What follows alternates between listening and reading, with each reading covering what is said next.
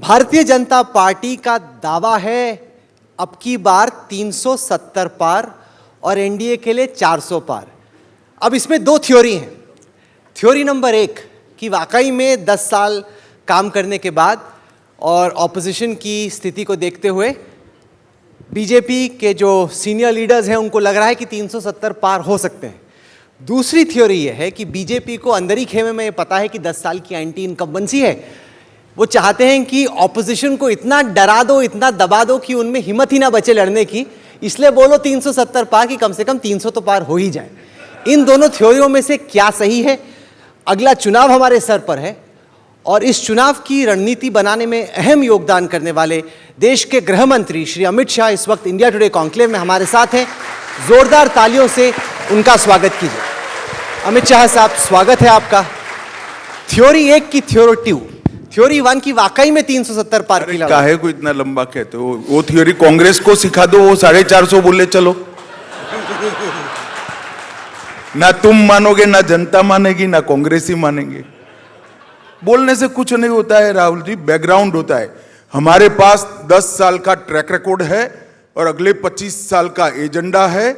महान भारत की रचना का एजेंडा है, इसलिए जनता हमारा विश्वास कर रही है। बोलने से सीटें नहीं आती। पिछली बार जो आपकी सीटें आई थी उससे अगर आगे बढ़ना है, क्योंकि उत्तर में और पश्चिम में आपका एक क्लीन स्वीप था, ईस्ट में भी आपने अच्छा किया था, दक्षिण अभी भी काफी मुश्किल है। आपके हिसाब से एक्स्ट्रा सीट्स की उम्मीद आप किस किस स्टेट में कर रहे हैं और कैसे? ऐसा है राहुल जी, ये सवाल आपने मुझे कहा था, लास्ट टाइम भी पूछा था। आप तो भूल जाते हो, मैं नहीं भूलता कभी। आपने कहा था 272 आ गए, पूर्ण बहुमत आ गए, कहाँ से बढ़ाओगे? उस वक्त हमने 300 का लक्ष्य रखा था, 303 आई थी। मैंने उस वक्त जवाब दिया था, अब काउंटिंग के दिन देख लेना 300 आएगी। आज भी मैं कहता हूं, काउंटिंग के दिन देख लेना, हम 300 पार कर जाएंगे, एनडीए 400 पार कर। अब हाल में हमने ये देखा है कि बीजेपी अलग अलग अलायंसेस कर रही है। ऐसे दोस्त जो बिछड़ गए थे वो वापस आ रहे हैं, उस पर मैं थोड़ा वक्त बिताना चाहता हूँ। शुरुआत करते हैं हम। हाल ही में आपने टीडीपी और जनसेना से आंध्र प्रदेश में चुनाव किया। वो आपके लिए एक टेरिटरी है जहाँ पे आप नई सीटें पा सकते हैं। लेकिन चंद्रबाबू नायडू ने तो प्रधानमंत्री को हार्डकोर टेररिस्ट कहा था। अब उसके बाद आपने अलायंस कर लिया, इसको थोड़ा एक्सप्लेन कीजिए। देखिए, चंद्रबाबू जी को अलायंस से हमने नहीं निकाला था। उन्होंने तय किया था कि हम एनडीए के साथ नहीं रहेंगे, वो उनका फैसला था। हार्डकोर टेररिस्ट कहा नहीं कहा मुझे मालूम नहीं है। अगर कहा होगा, फिर जनता के पास गए, चुनाव हारे, अब समझ आ गई, अब हमारे साथ आए हैं, स्वागत है वही सबका। पर जगन रेड्डी ने तो राज्यसभा में इतनी सारे बिल्स पे, इतने सारे अलग अलग मुद्दों पे आपका समर्थन दिया। टाई अप आपने चंद्रबाबू नायडू से कर लिया। देखिए, राज्यसभा में जो वोटिंग होता है, आप इसको बहुत सिंप्लीफाई कर देते हो कि पॉलिटिकल टाइप के आधार पर वोटिंग होता है, इश्यू बेस्ड वोटिंग होता है। 3 मुद्दों पर उन्होंने हमारा विरोध भी किया था, ऐसा नहीं है। बारीकी में जाए बगैर एक परसेप्शन बना लेना और किसी इश्यू पर समर्थन को आप राजनीतिक टाइप मत मानिए। कोई भी पार्टी का अधिकार है कि इश्यू को समझकर, इश्यू नेशनल इंटरेस्ट में है या नहीं है, इसका सोच विचार कर इश्यू पर समर्थन दे या इसकी खिलाफत के। उनको अपनी आइडियोलॉजी देखनी पड़ती है, इश्यू का बेस देखना पड़ता है और इश्यू के उद्देश्य देखने पड़ते हैं। ये देखकर निर्णय होते हैं। मैं नहीं मानता किसी के समर्थन करने से टाई अप हो जाता है, वरना तो हम उनके साथ ही जाते। जगन के साथ नहीं, ऐसा होता तो आपकी तरह होता, तो आप कह रहे हो ऐसा होता। साधारण तौर पे राजनीति में यह माना जाता है कि नंबर 1 और नंबर 2 पार्टी का टाई अप नहीं हो सकता, क्योंकि इनकी आपस की लड़ाई है। 1 और 2 में कैसे टाई अप हो सकता है? लेकिन चर्चा खूब चल रही है कि उड़ीसा में भारतीय जनता पार्टी और बीजेडी का अलायंस ऑलमोस्ट हो चुका है और किसी भी दिन घोषित हो जाएगा। मैं नहीं कह रहा कि आप कंफर्म कीजिए कि होगा, क्योंकि वो तो आप करेंगे नहीं, लेकिन अगर ऐसा हुआ तो फिलोसॉफिकली इसको आप कैसे एक्सप्लेन करते हैं? नंबर 1 और उसके प्रिंसिपल चैलेंजर के बीच में अलायंस की बातचीत भी कैसे हो सकती है? देखिए, मैं इस पर इसलिए ज़्यादा प्रकाश नहीं डाल सकता क्योंकि हमारे राष्ट्रीय अध्यक्ष जी ने, हमारे प्रधानमंत्री जी ने अभी तय नहीं किया है कि उड़ीसा में हम कैसे आगे बढ़ेंगे। परंतु मैं इतना कह सकता हूं, जैसे भी आगे बढ़ेंगे, भारतीय जनता पार्टी बहुत अच्छी बढ़ोतरी लोकसभा और विधानसभा में करेगी और हमारी स्थिति में बहुत बड़ा सुधार होगा। पर आपने दिया नहीं जवाब। 1 और 2 का टाई अप फिलोसॉफिकली पॉसिबल है क्या? नहीं, देखिए, हम हार्डकोर राजनीति में है, फिलोसॉफी नहीं होती है इसमें। इसमें हार जीत का गणित होता है और पार्टी की आइडियोलॉजी के साथ मनमेल की बात होती है। तो क्या विनेबिलिटी ही एक फैक्टर है? आप जितने फैक्टर्स रखते हैं, मैंने 2 कहा, उसमें से आप सिर्फ विनेबिलिटी चूज करो। आपके लिए विनेबिलिटी कितना? पार्टी की आइडियोलॉजी और हार जीत का गणित दोनों को ध्यान में रखते हुए, दोनों के बीच में बैलेंस बनाते हुए साथी को चुना जाता है। सर, मैं आपसे पूछना चाहता हूं तेलंगाना के बारे में भी, क्योंकि आपने जेडीएस से टाई अप किया कर्नाटक में, बीजेपी और जेडीएस का। तो वैसे तो बीआरएस और बीजेपी का भी टाई अप उसी तरीके से संभवतः हो सकता था, आपने क्यों नहीं किया? तुम राहुल जी, आप पॉलिटिकल एडवाइजर जो अभी क्या कहते हैं उसको, मैनेजमेंट कराते हैं सब। नहीं नहीं नहीं, ऐसा क्यों नहीं बन जाते? मैं तो सवाल पूछ रहा हूं। तो मुझे लगता है दुकान चल पड़ेगी आपकी।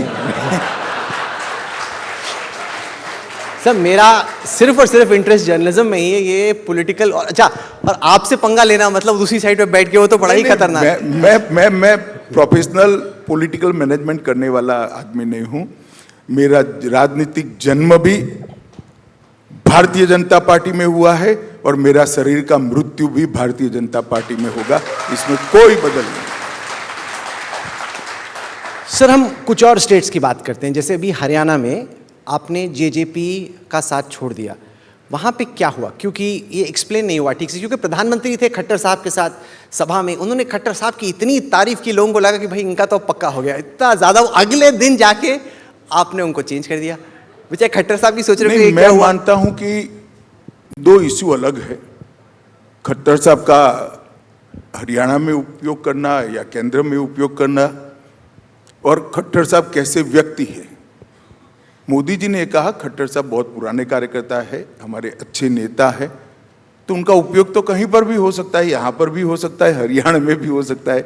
अब आप इसका छोटा सा निकाल देते हो कि ये तय होगा कि इनके नेतृत्व में लड़ेंगे या वो ही मुख्यमंत्री रहेंगे, तो आपका दोष है, मैं मानता हूँ। हमारा दोष है। सर देखिए, पत्रकारों को किनारे कीजिए। आपकी पार्टी के भी कुछ लोग यहाँ सभा में सब सुनते हैं कि अमित शाह ने क्या बोला, मेरी तरफ से ठीक से देखा, कैसे किया, वो सब उसी के लिए इंडिकेट करते हैं। आपकी एक आंख से आंख मिल जाए, उसी के लिए कई लोग यहाँ पे आए। उसमें इतना कुछ बोल दिया और अगले दिन जाके उन्हीं, मतलब कैसे बोलूं कि चेंज ही कर दिया। उसी को तो नरेंद्र मोदी कहते हैं। तो आप जब इतना एडजस्ट कर रहे थे सब जगह, तो दुष्यंत चौटाला को भी एडजस्ट कर लेते। एडजस्ट क्यों नहीं किया उनको? जो जेजेपी पार्टी थी उससे क्यों नहीं एडजस्टमेंट कर पाए? देखिए, हमारा जेजेपी पार्टी से कोई खराब रिश्ता नहीं है, हम झगड़ा कर कर अलग नहीं हुए। उनकी कुछ डिमांड थी नंबर ऑफ सीट्स के लिए, जो हम पूरी नहीं कर सकते थे हमारी पार्टी की स्ट्रेंथ और व्याप देखते हुए, तो अलग हो गए। इसमें क्या आपत्ति है भाई? वो ऐसा सोचते थे कि हमें ज़्यादा सीटें मिलनी चाहिए, हमारा मानना था हम इतनी दे नहीं सकते, तो एक पॉइंट पर डिफरेंस ऑफ ओपिनियन हुआ, तो अच्छे मूड में दोनों अलग हुए, कोई गाली गलौज नहीं हुई, कोई झगड़ा नहीं हुआ, अलग हो गए। इसमें क्या है? और चुनाव से पहले हुए हैं, चुनाव के बाद नहीं हुए। सर, हरियाणा से निकल के बिहार चलते हैं। वहाँ तो आपने इतने सारे पार्टीज को भर दिया है एनडीए में कि अब आपके लिए मुश्किल हो पा रहा है बैलेंस करना, क्योंकि बीजेपी है, जेडीयू है, चिराग पासवान है, वो पशुपति पारस परेशान है कि भाई मेरा क्या। वो तो कह रहे हैं मैं हाजीपुर में भी लड़ूंगा, मेरे सारे एमपीज लड़ेंगे। अब समझ ही में नहीं आ रहा कि वो इस साइड पे हैं या उस साइड पे। अब तो आज तो अलग ही हो गए, तो बहुत ज़्यादा वहाँ पे पंगा हो रहा है। ऐसा है कि सरफेस पर ऐसा दिखता है, आप थोड़ा धैर्य रखो, 1 सप्ताह सब ठीक हो जाएगा और सब उचित जगह पे ही बैठे हुए मिलेंगे। आप कह रहे हैं कि पशुपति पारस वापस, उनको सुनो, मतलब जो कह रहे हैं उसको इग्नोर कर दो। मैंने कहा ना, 1 सप्ताह राह देखो। राजनीति में सभी का अपनी बात रखने का अधिकार होता है, सभी का जनता के सामने अपनी स्ट्रेंथ रखने का, स्ट्रेंथ के आधार पर डिमांड रखने का अधिकार होता है। जब मिलकर बैठते हैं और एक दूसरे के विचारों को सुनते हैं और डिस्कस करते हैं, तो कोई ना कोई कॉम्प्रोमाइज़ करता है और एक एमिकेबल सॉल्यूशन निकल कर आता है। मुझे पूरा भरोसा है बिहार में एनडीए में कोई बिखराव नहीं होगा और बिहार की इस बार सभी की सभी सीटें भारतीय जनता पार्टी के नेतृत्व में एनडीए। सर, हम महाराष्ट्र आते हैं, वहाँ पे आपने बहुत पार्टियों को तोड़ा, अपने पास लेके आए और अपना अलायंस मजबूत किया। फिर भी जो वहाँ के लोकल एनालिस्ट हैं उनको लग रहा है कि सिंपैथी शायद शरद पवार जी के साथ और उद्धव ठाकरे। आप कितने कॉन्फिडेंट हैं कि महाराष्ट्र में जो इस वक्त का आपका अलायंस है वो अच्छा करेगा परफॉर्म? पहले मैं आपके स्टेटमेंट से डिफर करता हूं कि हमने बहुत सारी पार्टियों को तोड़ा। हमने कोई पार्टी को नहीं तोड़ा है। बहुत सारी पार्टी पुत्र पुत्री मोह में टूट गई है। उद्धव जी चाहते थे आदित्य ठाकरे सीएम बने, तो उनके यहाँ से एक बहुत बड़ा कुनबा निकल गया। उनके कुनबे में से बहुत सारे लोग निकले क्योंकि आदित्य ठाकरे को वो नेता स्वीकार करने के लिए तैयार नहीं थे। बाला साहब के समय से शिवसेना में काम करने वाले लोगों ने उद्धव जी को ठीका स्वीकार कर लिया, अब आदित्य को स्वीकार करें तो वो उनको मान्य नहीं था। पवार साहब भी अपनी बेटी को नेता बनाना चाहते थे। बहुत सारे लोग इससे सहमत नहीं थे, वो निकले। आप हमने तोड़ा ऐसा मत करो। पुत्र पुत्री मोह ने एनसीपी और शिवसेना को तोड़ा है, ये वास्तविकता है। और जहां तक एनडीए का सवाल है, तीनों पार्टी के बीच में ज्यादातर सीटों का बंटवारा नाम के साथ हो चुका है।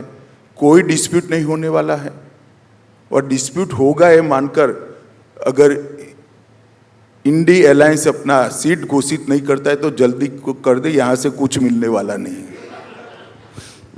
सर, जहाँ जहाँ पे इंडिया अलायंस बना, जैसे दिल्ली में उन्होंने बोला कि आप और कांग्रेस लड़ेंगे, आपको लगता है वहाँ पिछले चुनाव के मुकाबले इस बार ज़्यादा अच्छी टक्कर होगी?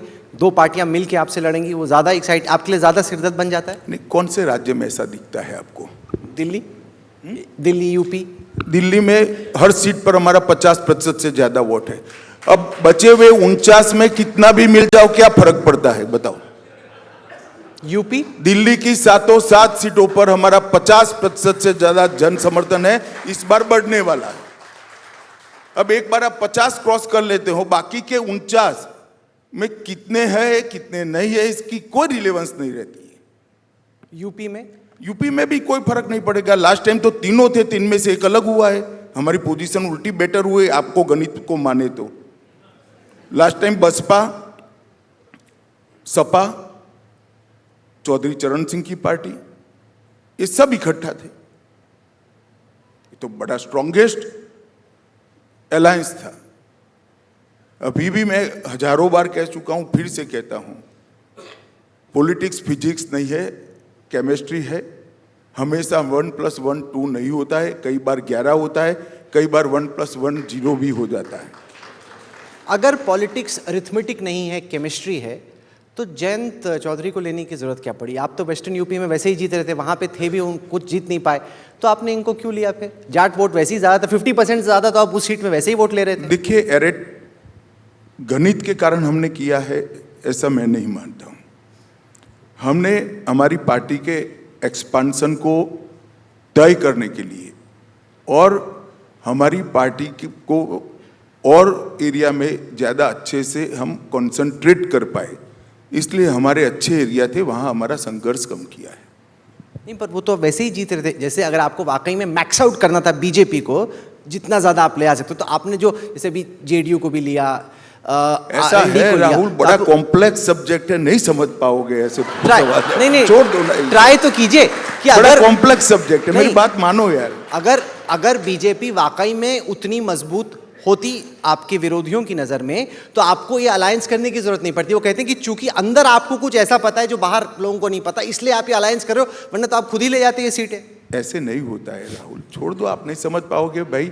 बीजेपी 2 बार सभी की सभी सीटें वहां से जीत कर निकली हैं, तो फिर हमारे मजबूत नहीं होने का सवाल ही नहीं है। मैंने कहा ना, अलायंस के कई सारे कारण होते हैं, कई डायमेंशन होते हैं।